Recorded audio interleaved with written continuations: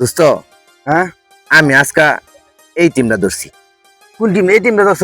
হ্যাঁ এটা ধর ধর, কাজে লাগবো। এটা মধ্যে 30,000 টাকা, একবারে 30 লাখ, একবারে 30 লাখ বেটা। 30,000 কই পেলি তুই? আরে কালকে তোর ভাবিরে দিয়া তুলছি টেহা। এর আগে তোর ভাবির বেতন, আমারে বেতন, হ্যাঁ সব বেতন তো মনে কর ডাইলা লাইছি IPL এ। শেষ। হ্যাঁ শেষ। এখন গতকালকে এই যে আজকে এই টিমে দৌড়ার জন্য 30,000 টাকা তোর ভাবিরে দিয়ে তুলাইছি। কিস্তি উঠাইছ?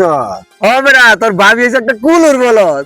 এটারে যদি কই যে আমার তো টেহা এনদে দেলাইছি, ওনদে দেলাইছি, এই বাকি ওলারে দেখালাইছি, শেষ। বাড়ি ওলারে দেখালাইছি, সব শেষ। এখন তো টাকা নাই, বাজার সাথে খাওয়ানোর টেহা নাই।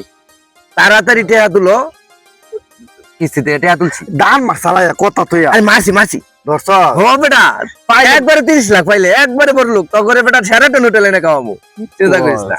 হ্যাঁ। আমার বউ একটা একেবারে কুলুর বলত।